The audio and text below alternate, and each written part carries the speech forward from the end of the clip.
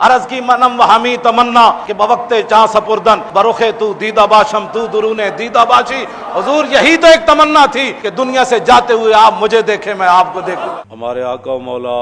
حضور پرنور شافع یوم النشور صلی اللہ تعالی علیہ وآلہ وبارک وسلم نے اپنے گستاخوں اور دشمنوں کو مروانے کے لیے صحابہ کو بھیجا،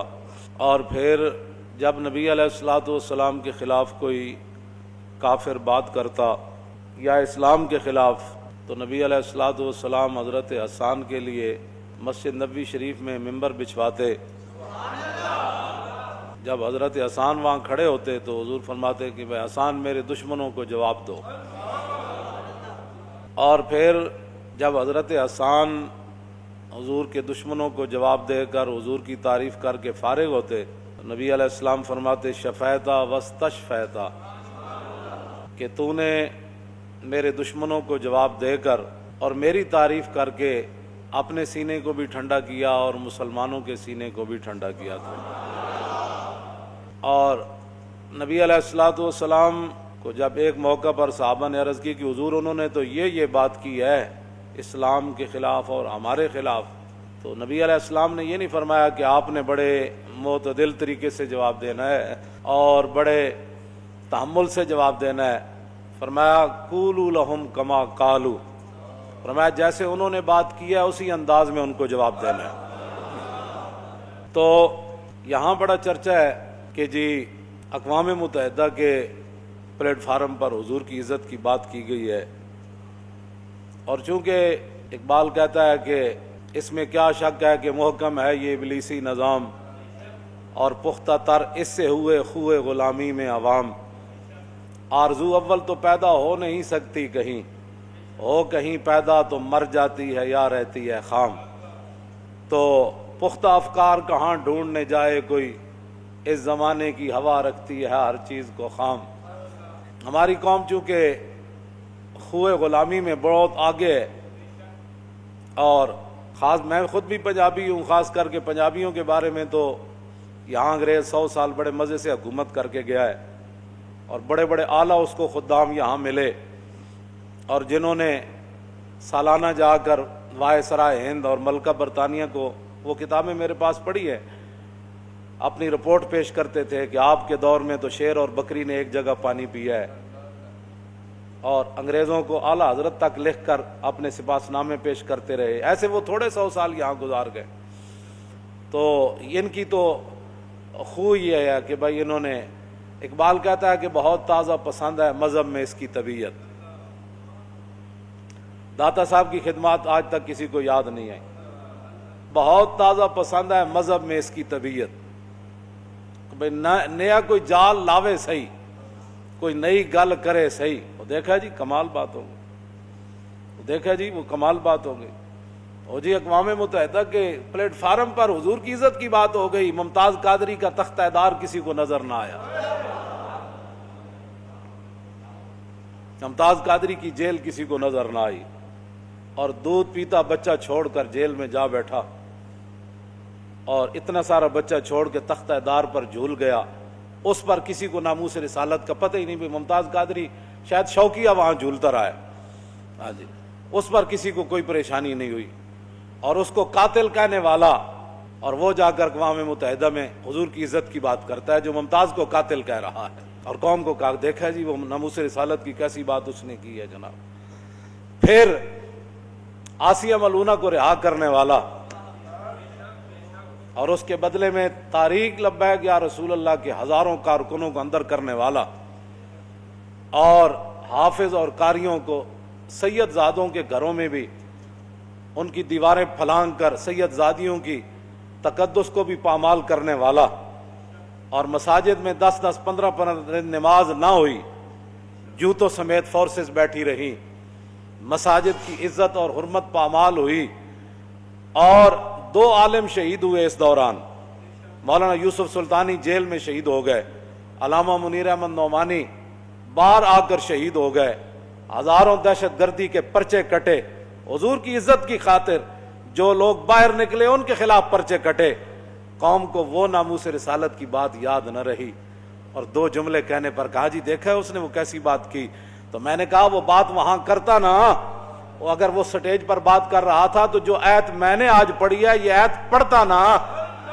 کہ بھائی آپ کو کیا تکلیف ہے 295 پر۔ اللہ نے فرمایا قرآن میں کہ جو اللہ اور اس کے رسول کو ایذا دیتے ہیں ان پر لعنت ہے دنیا آخرت میں۔ کہ تاریخ لبیک یا رسول اللہ نے تو پوری دنیا میں مسئلہ ناموس رسالت اجاگر کر دیا ہے، پوری امت کی توجہ ان کی طرف جا رہی ہے۔ ہاں جی، یہ ساحری جو تم نے وہاں کیا ہے اس پر یہ آیت پڑھتا نا کہ بھائی 295 کے خلاف آپ بھی روزانہ بک بک کرتے ہیں، ہمارے ملک میں بھی لوگ حضور کی عزت کے قانون کے خلاف باتیں کرتے ہیں۔ یہ تو قرآن کہتا ہے کہ جو اللہ رسول کو ایذا دیتے ہیں ان پر دنیا میں بھی اللہ کی لعنت ہے اور آخرت میں بھی اللہ کی۔ دنیا میں لعنت کیا ہے کہ دنیا میں گستاخ رسول قتل ہوگا، یہ لعنت ہے اس کے لیے، اور آخرت کی لعنت یہ ہے کہ اسے جہنم میں ڈال دیا جائے گا۔ تو یہ بات بیان کرتا نا وہاں کہ جناب یہ آپ کو پریشانی نہیں ہونی چاہیے، یہ رسول اللہ کا اپنا فرمان ہے، من سب نبیا فاقتلوہ۔ اس کے راوی سارے ائمہ اہل بیت ہے، مولا علی اس کے راوی ہیں۔ فرمایا کہ جو نبی کے بارے میں بات کرے اس کی سزا صرف یہ ہے کہ اس کو قتل کر دیا جائے۔ اور اس کی 2 تقریریں کہتے دیکھا جی وہ کیسی تقریر کی۔ میں نے کہا وہاں کہتا نا، اس وہاں جا کہتا کہ جو بھی حضور کے خلاف آئندہ بات کرے گا ہم خود اس کو قتل کریں گے۔ وہاں معیار حضور کی عزت کا اور ہے اور یہاں حضور کی عزت کا معیار اور ہے۔ وہاں قانون ناموس رسالت کوئی اور ہے، یہاں قانون ناموس رسالت کچھ اور ہے۔ ہجرت سے پہلے بھی صدیق اکبر نے رسول اللہ کی خاطر منہ پر جوتے کھائے، اور ہجرت کے دوران بھی سب اپنے جسم پر لڑوائے اور پھر حرکت بھی نہ کی۔ اور پھر جب میدان حدیبیہ آیا تو عروہ بن مسعود نے صرف اتنی بات کہی کہ یہ آپ کو چھوڑ جائیں گے۔ تو یہ نہیں کہ آج جنگ کا میدان ہے تو صدیق کا معیار بدل گیا۔ مکے میں معیار اور تھا، غار میں معیار اور تھا، مدینہ منورہ میں معیار اور تھا۔ نہیں، جب میدان حدیبیہ میں ممکن تھا صدیق اکبر کے اس جملے سے معاہدہ ٹوٹ جاتا اور جنگ چھڑ جاتی، لیکن صدیق اکبر نے فرمایا یہ جنگ چھڑے یا صدیق کی جان چلی جائے یا سارے صحابہ شہید ہو جائیں، اس سے ہمیں کوئی غرض نہیں، ہمیں تو غرض حضور کی عزت اور ناموس کے ساتھ۔ وہاں بھی صدیق اکبر نے اتنا ہی عروہ بن مسعود نے کہا، اور جب معاہدہ لکھا جا رہا تھا اور حضور جلوہ گر تھے تو عروہ بن مسعود نے دیکھا کہ بلال ہے، صہیب ہے، سلمان ہے، ابو بکر ہے، عمر ہے، یہ سارے مختلف قبیلے، ابو عبیدہ ہے، سعد بن ابی وقاص ہیں۔ اس نے کہا کہ واللہ انی لا ارا، یہ میں مختلف قسم کے چہرے دیکھ رہا ہوں، مختلف قبیلوں اور نسلوں کے لوگ میں دیکھ رہا ہوں۔ یہ دیکھیں صہیب جو ہے وہ روم سے آیا، اور سلمان فارس سے آیا، بلال حبشے سے آیا، صدیق کا اپنا قبیلہ ہے، ابو عبیدہ، یہ سارے مختلف قبیلوں نسلوں کے لوگ ہیں۔ آپ ان پر اعتماد کر کے ہم سے لڑنا چاہتے ہیں؟ ان یفروا ویدعوا، ان یفروا ویدعوا، یہ بھاگ جائیں گے اور عین موقع پر یہ آپ کو چھوڑ جائیں گے۔ اتنی بات کہی عروہ بن مسعود نے، معاہدہ لکھا جا رہا تھا تو سیدنا صدیق اکبر نے یہ نہیں کہا یہ جنگ کا موقع ہے، حضور موجود ہے، حضور خود جواب دے۔ جب حضور خود موجود ہے تو حضور کے سامنے بولنا تو بے ادبی بن جائے گی، حضور خود جواب اس کا نہ بغیر سوچے سمجھے اس کے منہ سے یہ جملے ختم ہوئے۔ فقال له ابو بکر امسس بزر اللات انحن نفر عنہ وندعو، فرمایا جائے لات اور منات جو تمہارے بت ہیں ان کے پیشاب جا کر چاٹو، نہ ہم حضور کو چھوڑنے والے ہیں نہ چھوڑ کر بھاگنے والے ہیں۔ اور جب آپ حکمران بنا دیے گئے، صدیق اکبر خلیفہ بن گئے، تو کیا پھر معیار بدل گیا؟ کیوں جی؟ وہ مکے والا معیار نہ رہا، بدر والا معیار نہ رہا، اور پھر غار والا معیار نہ رہا، حدیبیہ والا معیار نہ رہا، کیا پھر صدیق اکبر پر بوجھ بن گیا؟ بوجھ جب پڑا خلافت کا تو کیا صدیق اکبر کے مزاج میں کوئی تبدیلی آ گئی؟ نہ پھر آپ نے وہی بات فرمائی۔ فرمایا جب وہاں وہ اس پلیٹ فارم پر کہتا نا کہ حضور ہمارے آخری نبی ہیں، اور حضور کے بعد جو بندہ بھی دعویٰ کرے نبوت کا وہ کافر اور مرتد ہے۔ ناموس رسالت کا مسئلہ تو یہ تھا کائنات جی۔ وہاں جا کر یہ کہنا کہ ہمیں تکلیف ہوتی ہے، یہاں تکلیف بالکل نہیں ہوتی، قرآن و حدیث نصاب سے نکل جائے، یہاں کوئی تکلیف نہیں ہے۔ کیوں جی؟ گانے والے، وہ ناچنے والے کلب کھلیں اور اس کا افتتاح کریں،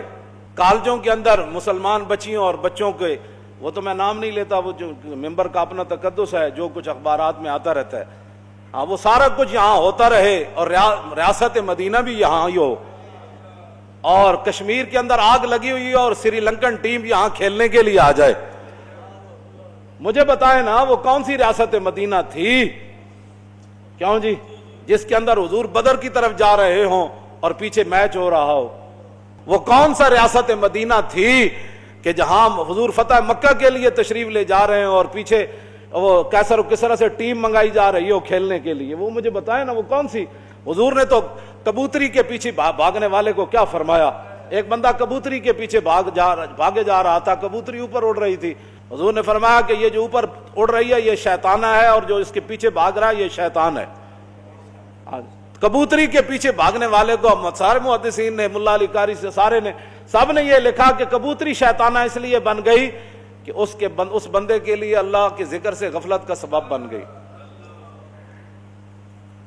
اور وہ شیطان اس لیے بن گیا کہ وہ کبوتری کے پیچھے پڑھ کر اللہ کے ذکر سے غافل ہو گیا۔ وہ سبب بنی اس لیے شیطانہ بنی، اور یہ اللہ کے ذکر سے غافل ہو گیا اس لیے شیطان بن گیا۔ تو اب بتاؤ نا، جب کشمیر کے اندر آگ کی ہولی کھیلی جا رہی ہو اور یہاں ہزاروں پولیس والے جو ہے وہ صرف سری لنکن ٹیم کی حفاظت کے لیے ان کو وہ ہوٹل میں پہنچائیں، پھر ہوٹل سے لے کر پھر جناب وہ کرکٹ گراؤنڈ میں پہنچائیں، پھر وہاں مسلمان بچیاں 5-10 ہزار کے ٹکٹ خرید کر پھر وہ تاڑیاں بجائیں، اور دنیا کو تم کیا پیغام دے رہے ہو؟ تم تو وہاں کشمیر کا مقدمہ لڑ کے آئے ہو۔ کون سا مقدمہ لڑ کے آئے ہو؟ وہ ہمیں بتاؤ نا، وہ کون سا مقدمہ آپ نے لڑا ہے؟ آتے ہوئے سری لنکن ٹیم آ گئی، دنیا کو تم یہ پیغام دینا چاہتے ہو کہ کشمیر ہولی کھیل جائے، کشمیر اجڑ جائے، ہم پھر بھی امن والے ہیں، آپ نے بالکل پریشان نہیں ہونا، ہم پھر بھی کرکٹ کھیلنے والے۔ یہ کشمیر کا وہاں مقدمہ لڑ گئے۔ ہماری قوم کہتی ہے وہ کشمیر کا بڑا مقدمہ وہاں لڑا۔ کیا کشمیر کا مقدمہ لڑا؟ بلکہ اس کے وہاں مقدمہ لڑنے کے بعد تو کشمیر میں اور ظلم زیادہ شروع ہو گیا۔